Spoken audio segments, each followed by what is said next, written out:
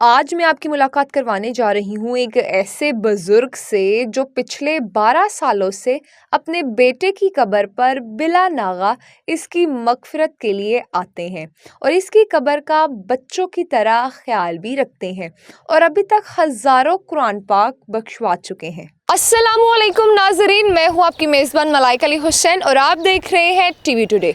नाजरीन, आज हम आपकी मुलाकात करवाने जा रहे हैं एक ऐसे बुजुर्ग से जो पिछले 12 सालों से अपने बेटे की मगफिरत की दुआ करने के लिए इस कब्रिस्तान में आते हैं, बिला नागा। और साथ ही साथ मैं आपको बताती चलूँ कि वो इस कब्र की फूलों की तरह हिफाजत भी करते हैं। आखिर ये मुआजरा क्या है, आइए जानते हैं इन्हीं से ही। अस्सलाम वालेकुम। वालेकुम अस्सलाम। क्या नाम सर जी? मोहम्मद मुबारक मलिक। ठीक है मुबारक सर, मुझे ये बताइएगा, पिछले 12 सालों से आप अपने बेटे की कब्र पर आ रहे हैं, फूलों की तरह उसका ख्याल रख रहे हैं, क्या मुआजरा है? बेटी ये तो अल्लाह की तरफ से ही है। अल्लाह ताला ने इस तरह का दिल बनाया और जहन में ऐसी मोहब्बत डाली जी। तो बस उससे फिर मुझे रहा नहीं गया। ठीक है। तो मैं फिर जो मेरे रब ने मुझे जो मेरे जज्बात बनाए मैं उस पर फिर चल पड़ा। ठीक है। अच्छा सर, मुझे ये बताइएगा कि 12 साल हो चुके हैं आपके बेटे की वफ़ात को, ठीक है, बिला नागा, चाहे आंधी हो, तूफ़ान हो, कोई भी हालात हो, आपने लाजमी आना है। ये भी अल्लाह ताला ही ला सकते हैं। वैसे तो इंसान में ऐसी कोई बात नहीं होती खूबी के वो खुद अल्लाह ताला ही हिम्मत, जिस तरह का अल्लाह ताला किसी को दिल और दिमाग देते हैं उसी तरह की फिर उनको अल्लाह ताला हिम्मत और ताकत भी अता कर देते हैं। तो भाई यही बात है कि अल्लाह ताला ही ला रहे हैं। बिल्कुल सर, ये कहा जा सकता है कि भाई आपकी अपने बेटे के साथ दिली मोहब्बत है। जी जी, इसी तरह ही दिली मोहब्बत तो सारी औलाद से ही होती है, लेकिन यानी जैसे लगन नहीं होती, ये उनके सब मुझे अपने बच्चों से लगन है। ठीक है। वो लगन की बिना पर मैंने यहाँ आना शुरू। इनकी वफ़ात कैसे हुई? इनकी वफ़ात बेटी इसकी आंखों में ना रसोली निकल आई थी। तो पहले मैंने पूछा ज़रा आँख को सोचो कि बेटा ये क्या हुआ। कहता पापा जी मैं मोटरसाइकिल पे जा रहा था तो बड़ी तेज़ हवा थी, पता नहीं उस हवा की वजह से कुछ चीज़ मुझे लगी है क्या लो। तो कुछ देर तो हमने, लेकिन वो जब नज़र कमज़ोर होना शुरू हुई फिर चेक कराया तो फिर पता चला कि ये तो कैंसर की रसोली है जो ब्रेन में। तो बस फिर हाँ जी, फिर पर जितना फिर हो सका उतना उसका इलाज कराया। तो पर जितनी फिर अल्लाह से वो अपनी उम्र लिखा के आया हुआ था उतनी। अच्छा सर, मुझे ये बताइएगा कि आपकी इतनी मोहब्बत अपने बच्चों के साथ, सबसे बड़े बेटे की नाजरीन जो है ये कब्र है इनकी, ठीक है, और आप बिला नागा यहाँ पे आई जा रहे हैं, ठीक है, तो क्या टाइमिंग है आपकी आने की? पहले तो शुरू में तो इतना था कि मुझे अपने घर में सुकून ही नहीं मिलता था। हर जगह पे मुझे अपना बेटे का नज़र, जहाँ वो लेटता था वहाँ जब वो लेटा हुआ नज़र आ रहा है, जहाँ बैठता था, जहाँ जो कुछ भी वो काम करता था वो मुझे दिखाई देते थे। तो ऐसे लगता है जैसे वो फिर मुझे ना मेरी बेचैनी में इजाफ़ा हो गया, बेचैनी में इजाफ़ा होता गया। फिर मैं जब यहाँ आना शुरू किया तो फिर मुझे कुछ सुकून है। मैं सुबह पहले शुरू में तो सुबह 8 बजे आ जाता था और रात 12 बजे तक यहीं बैठ, 8 बजे मगरब तक तो यहाँ का टाइम है सही। उसके बाद वो जो एक गोरकंद थे, अल्लाह उनको बिश्तों में जगह से वो वफ़ात पा चुके हैं, उनको मैं फिर यानी कि मगरब के बाद ना उनकी ज़रा तबीयत, उनको डॉक्टरों पे लेके फिरता रहता था कि उनको डॉक्टरों पे आई मैंने मतलब साहब फ़लाँ डॉक्टर को चेक कराना है, फ़लाँ जगह जाना। फिर मैं अपने, क्योंकि मेरा घर जाने को खुद ही जी नहीं चाहता होता था तो इसलिए मैं एक किस्म का मसरूफ़ हो जाता था।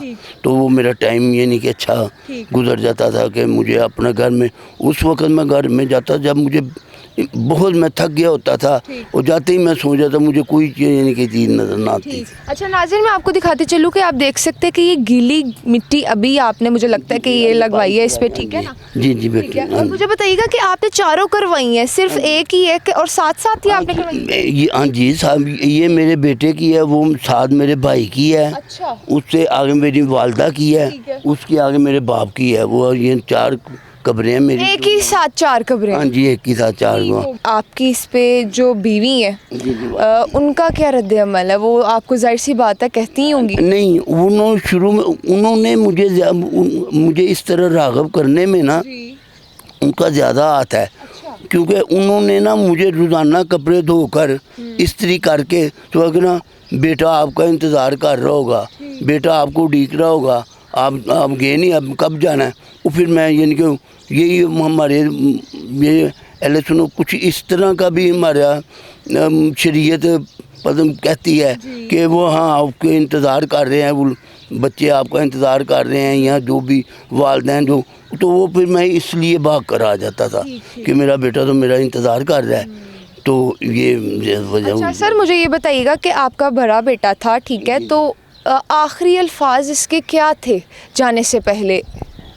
بیٹی آخری الفاظ تو کوئی نہیں تھے, ویسے بہت ہی اچھا تھا. بس اس کا ایک چھوٹا, میں آپ کو اس کی شفقت کے بارے میں بتاتا ہوں کہ یہ مجھے شفقت کرتا تھا.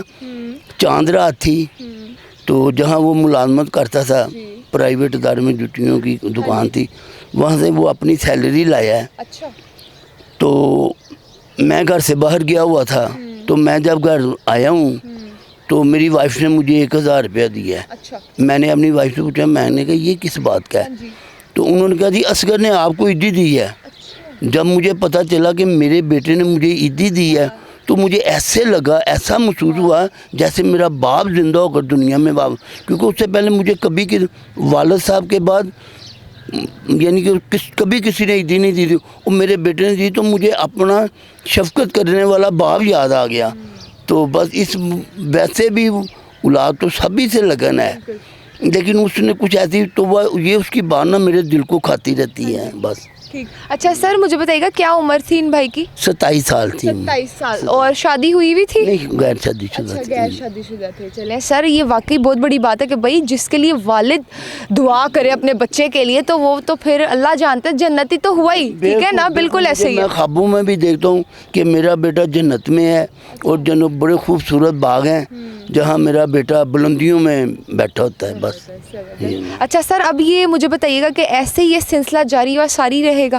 جی بالکل, کیونکہ میں جب تک یہاں آتا نہیں نا, اب میں یہاں بیٹھا آ کے بیٹھ جاتا ہوں نا, مجھے جب میں آ کے بعد درود شریف پڑھتا ہوں یہ, تو مجھے ایسے محسوس ہوتا ہے کہ جیسے میرا بیٹا میرے پاس ہی بیٹھا ہوا ہے. تو اسی طرح میں آپ کو واقعہ سنا, بات سنا, جو میں کرتا رہوں, جو لوگوں کو دیکھتے ہیں.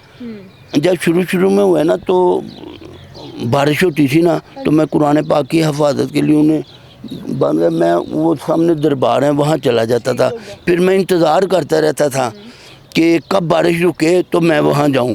میں وہاں بیٹھ کے پڑھتا تھا, لیکن مجھے ایسے یعنی بچینی سے اس طرح سے جیسے کوئی چیز نہیں اور پھر یوں ہی بارش بند ہونی, میں نے ادھر آ جانا, آگے یہاں بیٹھنا تو مجھے سکون مل جانا. تو یہاں آگے میں نے بڑے سکون سے تسلی سے قرآن پاک پڑھنا.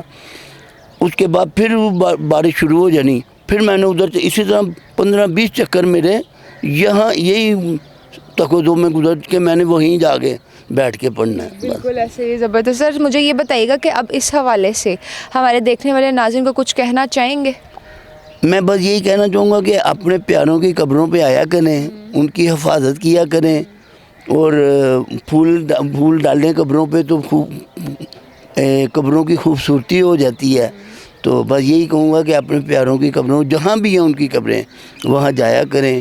وہاں جا کر ان کے لیے اللہ کا کلام درود پاک ان کی قبر سے 4 ہاتھ پیچھے ہو کر کھڑے ہو کر یا بیٹھ کر جیسے درود پاک آنکھیں بند کر کر پڑھیں, اور ان کو وہ سچی لگن سے پڑھیں, درود شریف کے ساتھ لگن لگائیں, اور پھر دیکھیں آپ کی ایسے یعنی کہ اپنے پیاروں سے کتنے سکون کی ملاقات ہوتی ہے, اور آپ کے دل کو کتنا امن اور چین ملے گا. بالکل جی, بہت خوبصورت بات کی. بہت شکریہ سر جی اپنا قیمتی وقت ہم لوگوں کے ساتھ شیئر کرنے کے لیے. تو جی ناظرین, ان کی گفتگو آپ نے سنی. اسی کے ساتھ اپنی میزبان ملائکہ علی حسین کو دیجیے اجازت. ملتے ہیں نیکسٹ ویڈیو میں. خدا حافظ.